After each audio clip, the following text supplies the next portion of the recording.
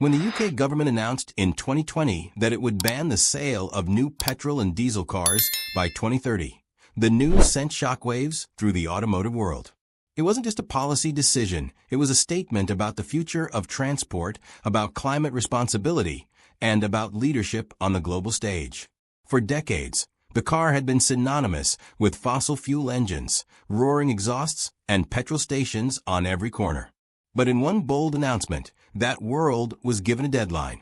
The idea was clear: to meet net zero targets, the UK needed to revolutionize its roads, pushing drivers, car makers, and entire industries toward a cleaner, greener alternative. Yet, as with all big promises, the details mattered. And buried within those details was a surprising revelation. Not every car would be swept away by the ban. This is where the so-called hybrid loophole enters the conversation. While fully petrol and diesel cars face extinction by 2030, the government created an exception for certain hybrid vehicles. Specifically, hybrids that can travel a significant distance on electric power alone would still be allowed on sale until 2035. That 5-year grace period doesn't sound like much, but in the fast-moving world of car design and consumer behavior, it's a lifetime. To supporters, the loophole looks like a sensible bridge between the old and the new, a way to help hesitant drivers step into electrification without being forced into it. But critics see it very differently. For them, it's a crack in the wall, a way for manufacturers to keep petrol alive, and a sign that the government doesn't fully believe its own green commitments. And so, the hybrid loophole has become one of the most debated aspects of the UK's transport revolution. But what exactly does this loophole cover? The government has been vague about what counts as a significant distance, but most analysts agree that plug-in hybrids and advanced full hybrids are in the clear. Think of cars like the Toyota Prius, which has long been a symbol of eco-driving, or the BMW 330e, which offers a stylish mix of petrol power and electric convenience. There's also the Vauxhall Grandland Hybrid and Mercedes popular plug-in range, which can travel between 20 and 40 miles purely on electric power. For commuters who mainly drive short distances, that means most daily journeys could be done without ever touching petrol, while still keeping the reassurance of a fuel tank for longer trips. In other words, these cars promise the best of both worlds: eco-friendly city driving with no range anxiety on the motorway. And that's exactly why so many families, businesses, and fleet managers are eyeing hybrids as the safe bet for the decade ahead. But why give hybrids this pass at all? The government's official reasoning is based on practicality. Full electric vehicles, while growing rapidly, are still held back by two major challenges: price and infrastructure. EVs tend to be more expensive up front, and though costs are dropping, they're still out of reach for many families. On top of that, charging infrastructure, especially in rural areas, lags behind the demand. Hybrids, on the other hand, don't ask drivers to take that full leap. They work with the infrastructure we already have, giving people a taste of electric driving without removing the safety net of petrol. For ministers, this makes hybrids an appealing stepping stone on the road to full electrification. But environmentalists are quick to point out the flaw. Stepping stones only work if they lead you somewhere. If hybrids simply delay the shift to EVs, the loophole might do more harm than good. This is where the controversy deepens. On paper, hybrids look like a dream: lower emissions, higher efficiency, and the ability to cut petrol use dramatically. But in practice, things don't always play out so cleanly. Multiple studies, including reports by the International Council on Clean Transportation, show that many hybrid owners rarely plug their cars in. Instead, they use them like regular petrol vehicles, which means the engine does most of the work while the electric battery becomes little more than dead weight.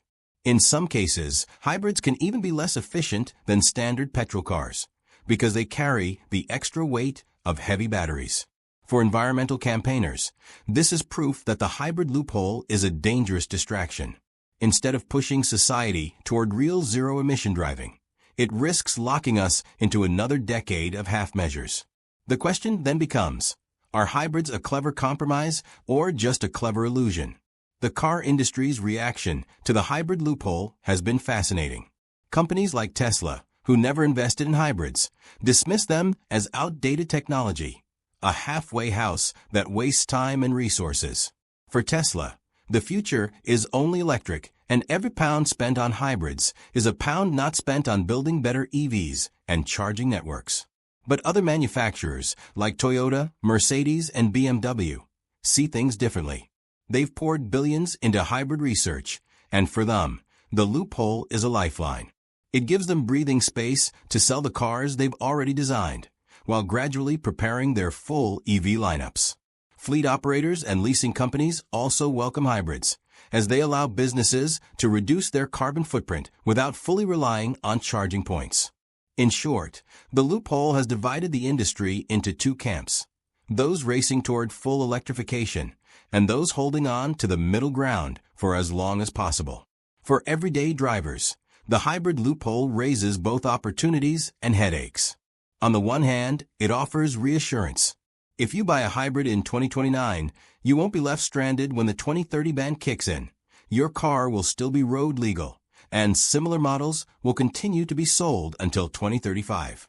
That makes hybrids a safer investment for those nervous about resale value or sudden regulation shifts. But on the other hand, the choice isn't simple. Should you go hybrid, knowing it's essentially a temporary fix? Or do you wait for EV prices to fall further, betting that by the time you're ready to upgrade, charging points will be everywhere? Many drivers feel caught in limbo, unsure whether hybrids are the smart bridge or just an expensive detour. The truth is, much depends on your lifestyle, your daily mileage, your access to charging, and your appetite for risk. Looking beyond the loophole, one thing is clear: the clock is ticking. Even with the hybrid extension, the final deadline is 2035. After that, no new petrol engines, hybrid or otherwise, will be allowed on sale in the UK. That means this loophole is temporary, a 5-year breathing space rather than a permanent solution. The hope is that by then EVs will dominate the market, costs will have fallen, and charging will be as easy as refueling at a petrol station. But there's no guarantee. If infrastructure stalls or EV adoption slows, the government may find itself under pressure to create yet another loophole.